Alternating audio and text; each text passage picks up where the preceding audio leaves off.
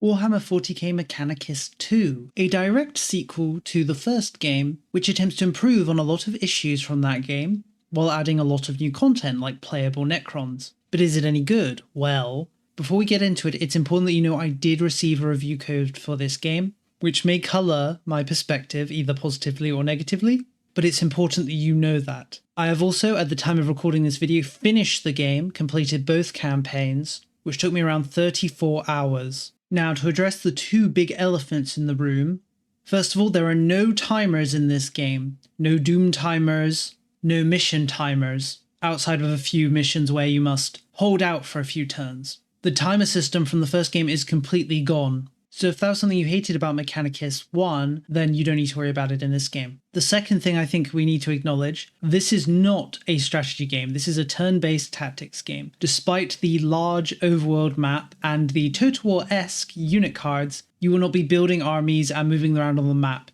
You should think of the globe view more of a mission select screen than something like a Total War or Dawn of War, Dark Crusade specifically. Now, the premise for this game is rather simple. The Adeptus Mechanicus have gone to a planet that they call Hecatus 4 with the plan of turning it into a Forge world. The Necrons that already live there and call it Kivroth, of course, take offense to that, and chaos ensues. Unlike in the first game, you do not have a roster of generic tech priests that you take with you into battles.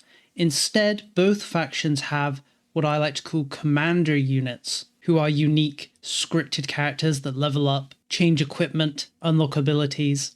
But then 99% of your roster is made up of generic units. Both factions have a different system for these generic units. The tech priests are given a random assortment of units every mission based on the type of units you have available via research, which you then pick and choose who you want to bring based on the commander's deployment limit. For example, early on you'll have a deployment limit of around 5, whereas at the end of the game you'll have a deployment limit of around 20. The Necrons, on the other hand, instead of having random units, every one of your commanders has a court of scripted units that are specific to that commander, which again, they pick and choose from to bring into a level based on their deployment limit. Missions in Mechanicus 2 are almost entirely linear. Once you start a mission, your chosen tech priest essentially just walks in a straight line to their objective with events, battles, dialogue happening at certain intervals. Gone is the previous system from Mechanicus 1 where you had to choose where to walk around in levels and prioritize certain locations. Now, as I said, you just kind of sit back and wait during a mission and then react once you reach certain locations. As I mentioned at the start, the timer system is now gone, so you no longer increase time spent in levels from doing things. Instead, you have a new meter. This new meter, called the Vigilance meter, is very simple. If it's at max,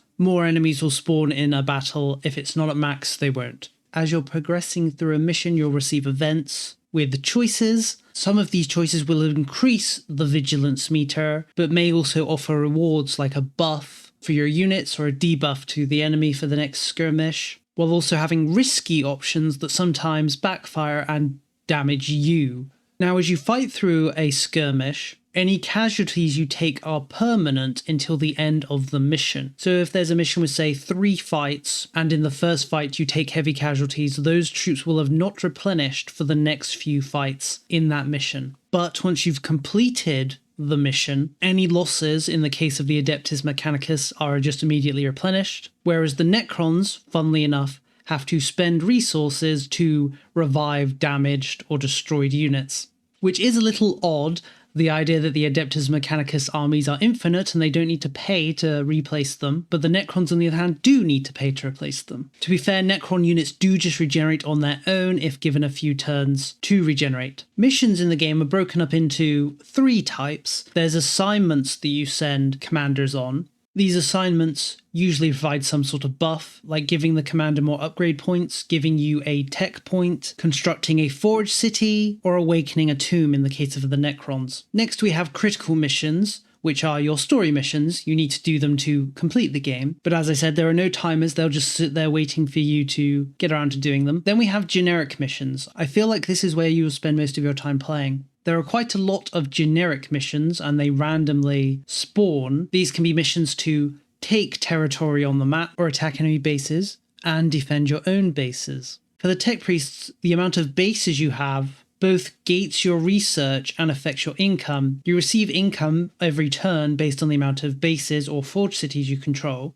whereas as the Necrons, bases don't really provide much benefit. Once you've awakened a certain amount of tombs as a Necron, you gain the option to attack and destroy a forge city belonging to the tech priests in the area around the tombs, though I'm not sure there's any actual benefit for doing so. At one point I had destroyed every forge city in the game, but it didn't seem to make any difference as a Necron. But either way, when it comes to tech, as I mentioned, the tech priests are gated based on how many forge cities they have, really encouraging them to build these and protect them, not only for the income that they provide, but also for tech, obviously. Whereas the Necrons are simply gated by spending enough points in the previous category to gain access to the newer one. For example, having to spend a certain amount of points in the first tier to gain access to the second tier, and then the same for the third tier. I honestly found myself with overabundant tech points in my Mechanicus campaign, to the point where the moment I built a new city, I immediately unlocked every upgrade that was now newly available. Whereas for the Necrons, I never really felt like I had an abundance of tech points, though I did, towards the end of the game, research every tech option for them as well. To talk a little bit about commanders, both Necrons and tech priests have upgrade points that they receive from participating in missions and going on assignments. These points can be freely spent and refunded. So you can build a tech priest or a Necron one way, and then for another mission you can just completely refund everything you've spent and completely change their build. In the case of tech priests, they actually have quite a bit of flexibility in their use. Every tech priest has at least 2 different options for each of their equipment slots, with the exception being for their melee weapon. The Necrons have 3 upgrade lines, one that provides combat and ability buffs, the middle one that usually just provides passive bonuses, and the third one which unlocks new members of their court. Same with the tech priest, you can freely fund and refund these options. So for example, you could go into one mission with a fully upgraded Necron commander with his full court, or in the next mission you can refund all of those and go into battle with just his military and ability upgrades. It is possible to max all of these bars. I did so for at least one of my Necron commanders in the Necron campaign, and in the tech priest campaign I also maxed my most used commander. You do need to diversify your commander use a little though, because when a commander is used in battle, you can't immediately use them again for the next battle. So you'll need at least 2, maybe 3 commanders that you cycle between. That's what I did. But both of the campaigns, there were 2 commanders who basically just sat on the bench the whole time and were simply used for assignments, and then 3 I dedicatedly used. When it comes to battle, tech priest and Necron commanders both use 2 different systems. The tech priests use the cognition system from the first game, where their units produce cognition and then their commanders can spend them on abilities and buffs.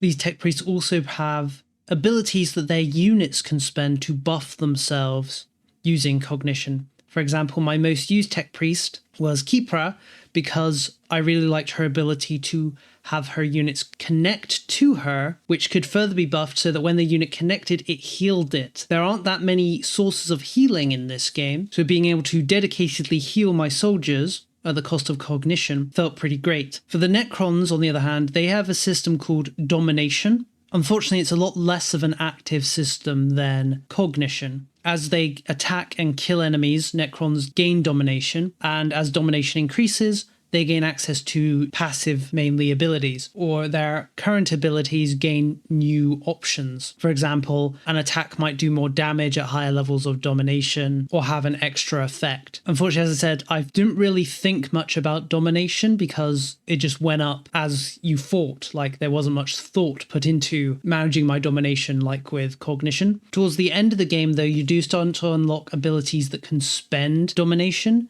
much like cognition. And those were the times where I thought about domination the most, as I was suddenly thinking about spending it actively and having to take into account that my units would become worse, essentially, if I spent my domination. To put it simply, tech priests are a lot more flexible than their Necron counterparts and have more options available on how to build them, whereas with the Necrons, what you see is what you get. Your melee-focused Necron is never really going to be able to turn into a ranged-focused one. With a bit of an exception, Necrons do have access to command protocols, These provide both active and passive benefits, and if you pick ones that have the same symbol or hieroglyph, then they will combine and create a new passive or active ability. This lets you diversify your Necrons a little bit and adds options similar to how your units can spend cognition as a tech priest, as the abilities command protocols give you are used by your units. Unlike the tech priest though, Necrons don't spend domination to use command protocols.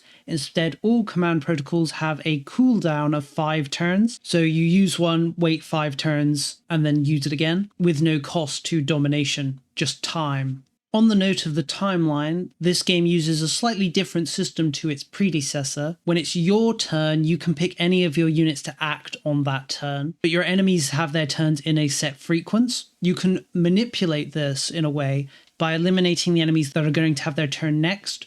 Once you do so, a new enemy doesn't fill their slot, instead that slot is removed. As I mentioned, you can manipulate this to make it so you have turns back to back essentially, by eliminating all the enemies that are going to act between your turns. Now, there's something I've been kind of skirting around, and that's the idea of difficulty. My main complaint with the first game, Mechanicus 1, was that it was far too easy. Even on the highest difficulties, even using melee-only runs and Iron Man and permadeath, the game was very easy. And, unfortunately, I feel similar here about Mechanicus 2. One of the problems Mechanicus 2 has is an overabundance of resources. For example, in the Tech Priest campaign, I had so many resources and such a high income, I couldn't spend them fast enough, essentially. As the Tech Priest, you have to spend requisition points to bring units with you into battle, but the rate at which I gained requisition points passively from my forged cities was so high that I could basically bring anyone I wanted to into any battle. Towards the end of the game, I had around 5,000 requisition points and was gaining hundreds every turn, with no avenue to spend them. And this, of course, kills the difficulty a bit, because if you can just bring the best units with you every time into a mission, then there's not much the enemy can really do to threaten you. Necrons have a similar issue, but it's not really based around resources, because you don't spend resources to bring your units into battle as Necron. You gain access to units based on the level of the commander and how many points you've invested into their court. This creates a system where early game your commanders aren't that good because they don't have access to many units, and so you're having to make do with the weak and generic units like the default Necron warrior, whereas once they start to level up and gain those points, you'll very quickly be bringing the best into battles like Death Marks or the Castellan robot. The Necrons, funnily enough, don't have an abundance of resources, and they have more avenues to spend them on.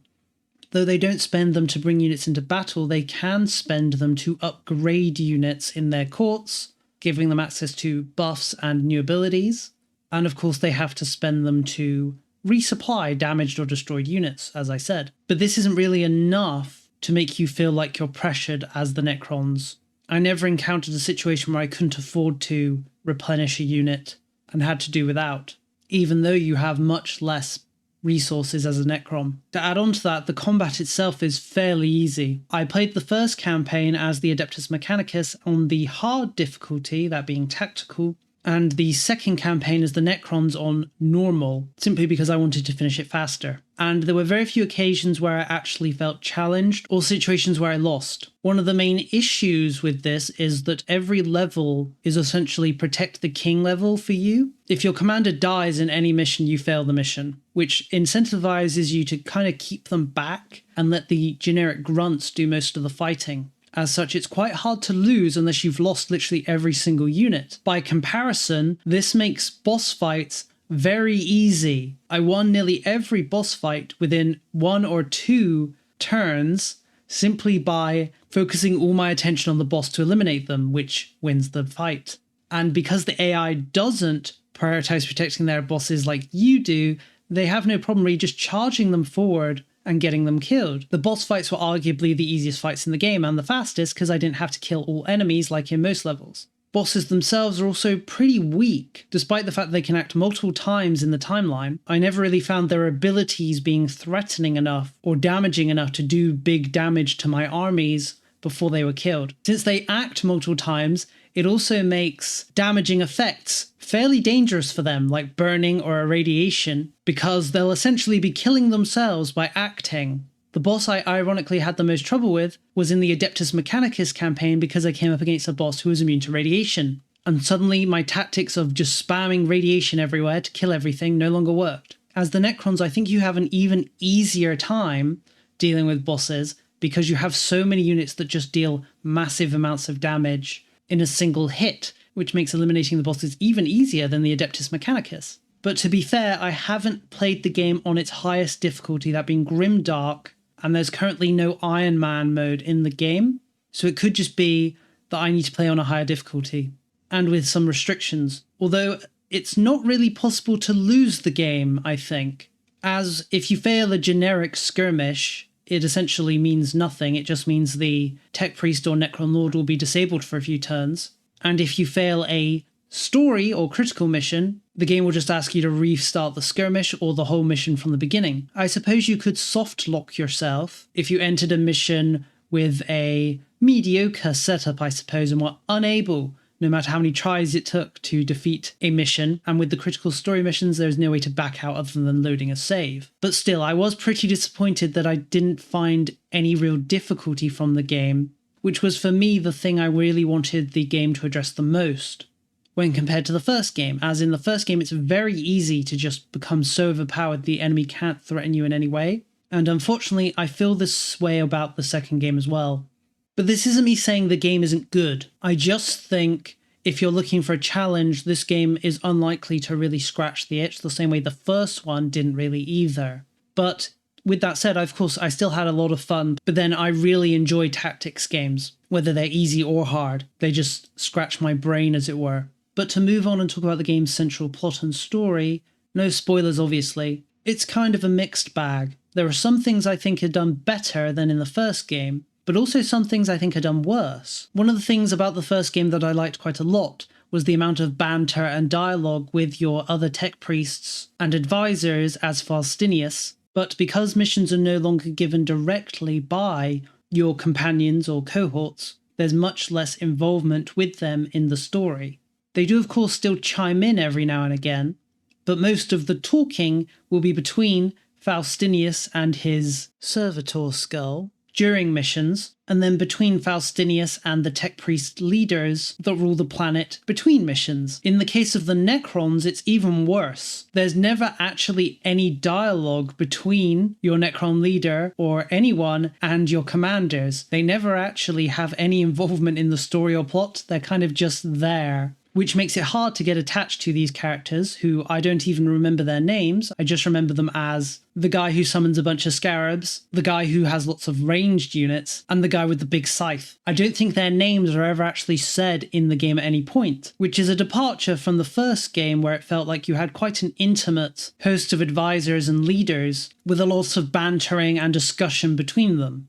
Now with that said, I do think the story is better than Mechanicus 1. Mechanicus 1's story was essentially just a bunch of people talking and then a mission happened, and then they talked during the mission and then the mission was over, with no real story outside of, there are Necrons on this planet, we're going to kill them. Mechanicus 2 does a much better job of having a consistent story and narrative over the course of the campaign. This is made even better by having the Necron campaign, as both the Tech Priest and Necron campaigns complement each other and fill in the gaps for each other. There are certain events you never see in the Necron campaign that happen in the Tech Priest campaign and vice versa. This kind of backfires a little bit though, as the Tech Priest campaign has a lot more climactic events than the Necron campaign, but the Necron campaign can't have those events because they don't happen from the perspective of the Necrons. You may balk at the idea, but I find getting attached to your units is fairly important in these XCOM style and tactics games. Unfortunately, because the majority of units are generic, it doesn't really mean anything when one dies. Oh no, I just lost my 700th Skin Flayer, or oh no, Skitari 1001 just died. Since you can't lose your actual named characters or you lose the level, and the losses of generic units essentially means nothing, it's hard to really get attached to anything. Which I suppose in a way is kind of good. This game does have a good feeling of being in a war and just essentially sending thousands into the meat grinder to die for both sides, which lets you use every unit to its full potential, both in combat and as sacrificial lambs to protect other units. Now, with all that said, let's talk a little bit about bugs, which I can safely say was almost perfect. In fact, I only noted 4 bugs over the course of my 2 campaigns. Those bugs were a case where the dialogue didn't match up with the audio in the Necron campaign. At one point, an enemy got stuck and I couldn't reach them and they couldn't reach me. Luckily, I was able to kill them with an AoE attack, a point where the game hung on one of the enemy's turns. That sort of bug seems to happen all the time in these sort of tactics games, but this only happened once across both campaigns and forced me to restart the skirmish. Finally, one of the endings is bugged. When you reach the end of the game and achieve that ending, instead of playing the ending sequence, the game essentially just sits. And performance-wise, the game was pretty flawless. I didn't notice any real issues, even on the highest and at times the lowest graphical settings as I switch between just to test them. To be fair, I do meet or exceed the recommended requirements for this game, so I can't comment on playing this game on a computer that doesn't meet the recommended/minimum requirements. I can at least say I didn't experience anything that would make the game not function at or above the recommended requirements. At least for me, performance will always be one of those things where it will vary by user, unfortunately.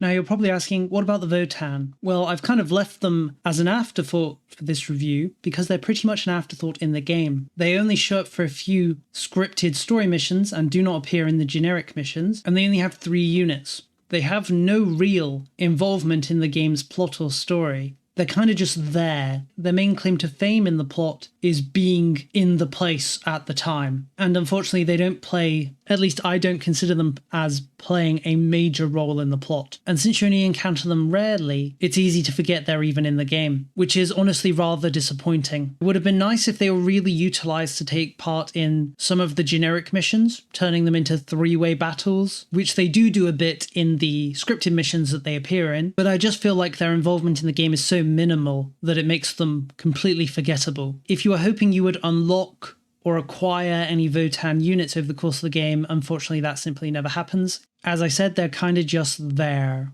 To finish up, do I recommend this game? Yes. Did I enjoy this game? Yes. Did the lack of difficulty ruin the game? No, I don't think so. I think the game was fairly enjoyable even with the lacking difficulty. Whether difficulty is something very important to you will of course vary from user to user. So if you're looking to really be challenged by a tactics game, I unfortunately don't think this game meets that criteria. When it comes to length, as I said, it took me 34 hours to finish both campaigns. I would personally knock that down to maybe 30 hours because I did do quite a lot of side missions I didn't need to do, just because I wanted to grind up in order to fully upgrade and get all the achievements. On achievements, 2 of them were bugged and I wasn't able to get. One of them was actually an ending achievement. One of the endings is currently bugged in this pre-release version. I don't know if it'll still be bugged in the release version. And so I wasn't able to get the ending and therefore the achievement related to it. But that's the sort of thing that should be fixed fairly quickly. After all, I doubt most people are going to play through both campaigns before this bug gets fixed. The other achievement that was bugged was to reach 10 cognition points with Scavola, which I did repeatedly, but it never seemed to trigger. The game should be, or will be, priced at $40, €40 or £35, and will of course be released on PC, Xbox Series X, and PS5. For now though, I think this is everything. I do hope you enjoyed this video and found it helpful for you in informing your purchasing decisions. If you have any questions about Mechanicus 2, don't hesitate to ask. I'll do my best to answer any queries. And now I'll thank you for watching, and see you next time.